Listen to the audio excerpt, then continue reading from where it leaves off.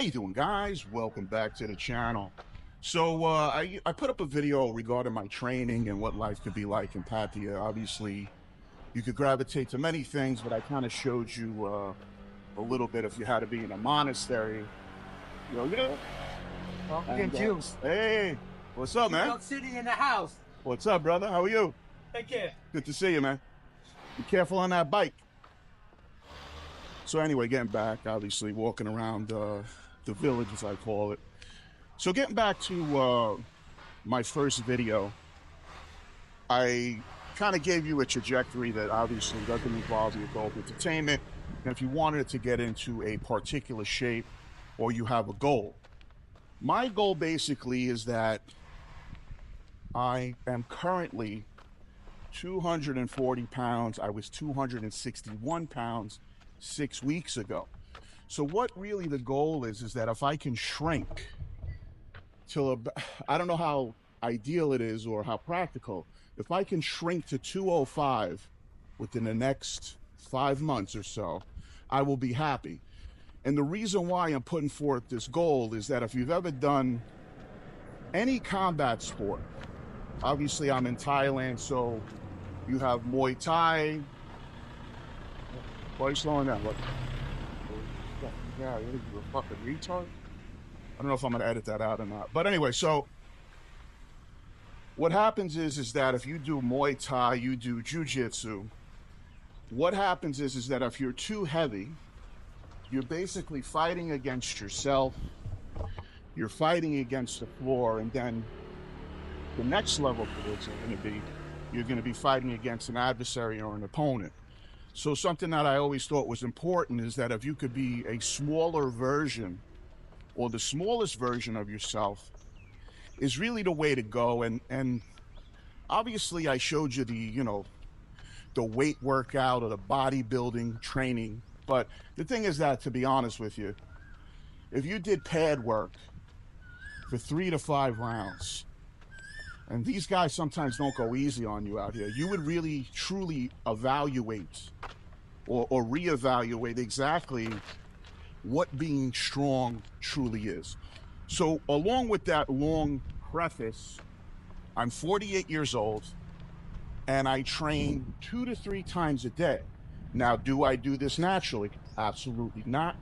Not saying I'm advocating for you to live better through chemistry, but to be honest with you, the only way that you can recover and still maintain some type of physique is that if you kind of roll the dice a little bit and put a blueprint together regarding some type of PED. So what I'm going to do is I'm going to break down my program or protocol, which I was initially going to do, but I had to change it because there was some negative effects that I'll get into.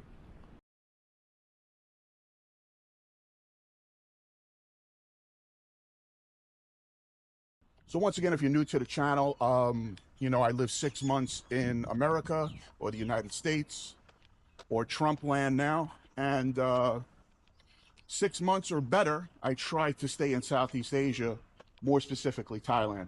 So now one of the allures, besides many, to living in Thailand is that you could, with, I don't want to say reckless abandon, with some autonomy, you could basically run your own cycle or PED program contingent on whatever your goal might be.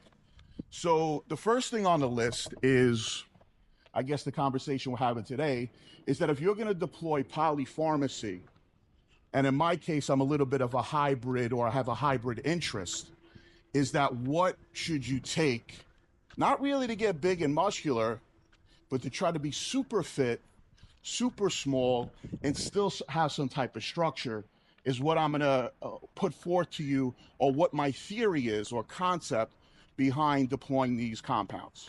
So what I'll do is I'll try to make this very short, because number one, it's hot. Of course, so, I haven't filmed in like 2 weeks. Of course, it's like the hottest day. It's about 9 in the morning on a Sunday. So the first thing I decided to do is that if I wanted to get smaller and shrink, I went with a GLP-1 agonist. So the first one that I tried was the semaglutide compounded, at about 0.20 per week. Now, clinically, when you look at the literature, the lowest dose usually is 0.25, but to be honest, certain things I'm a little afraid of, and the GLPs are one of them. So regarding the Ozempic or the semaglutide, there was some side effects. I don't want to use an Italian word, but the word is that you would get agita, and sometimes it was delayed, and sometimes for really no reason. So what I switched to and what I'm currently on now, the current protocol is going to be something called retatrutide. Now, if you're not familiar, this is going to be the new kid on the block very soon. It's about to pass trials completely. And all I can say is that there's been no side effects. The weight loss or maintaining a certain weight loss has been stable. Normally, the literature will say whatever's out there is that 1.25 is where you should be. So that means in an insulin syringe, it's 0.20. I'm a little bit of a weirdo. So what makes me feel better is that I do 0.17 once per week. So since we're staying in the world of sub-Q injections, I also do Omnitrope, which is HGH. I stay with around 2 to 4 units per day. Seems to be okay, no negative sides, no pain in the knuckles, no tingling in the fingers. So I stay with that as a maintenance dose. And then also what I have been prescribed through the years, I don't know if it's idiopathic, but my thyroid, I do T3. And I also, at a certain point, was running T4 in the background. I stopped that. So I'm just doing around 100 to 150 milligrams of T3. So now, as we move towards maybe things that are more interesting for some of the viewers, is that what are the anabolics that are being deployed? So we'll start with an oral, which is 10 milligrams of oxandrolone, compounded from a pharmacy. I try to stay away from UGL. And then we are going to go into testosterone. So I'm using enanthate, and I'm also using undecanate. Just hear me out. So we have testovirin running about 500 milligrams per week. And then what I also do, because initially I started a lot higher, was I was up to 2 grams a year. My hair started to fall out. So what I brought it down to was 625 grams of testosterone per week. So you have the 2 amps of testovirin, and then in the middle of the week, I do something called Nebido at 125 milligrams. So you got 6.25 on the test. You got around 400 to 500 milligrams of Rimabolin. And then the Masteron, I'm keeping anywhere from 300 to 400 milligrams. So in regards to the anabolics, you have that. And then I'm also a fan. I like it. I know it gets debated quite often on its efficacy. Is going to be something called Proviron at 25 milligrams, part of the pre-workout stack with the oxandrolone. So if you caught some of my other stuff or my other content, I'm a big purveyor of basically the male glow up. So regarding trying to maintain whatever hair I have, right? I have most of it, about 98%, is that I'm doing 2.5 milligrams oral minoxidil. I'm doing 1 milligram of Propecia, not generic finasteride. And that's where I'm leaving it for the most part. And so far, so good. When I was running around 2 grams a week, I noticed that my hair was starting to part in the middle or shed. So that's why I scaled it back down. So that's kind of the hair defense protocol that I'm deploying on a daily basis. So when it comes to other ancillaries, I'm not going to get into too much of them because I actually have not started most of them because I didn't do my initial blood work.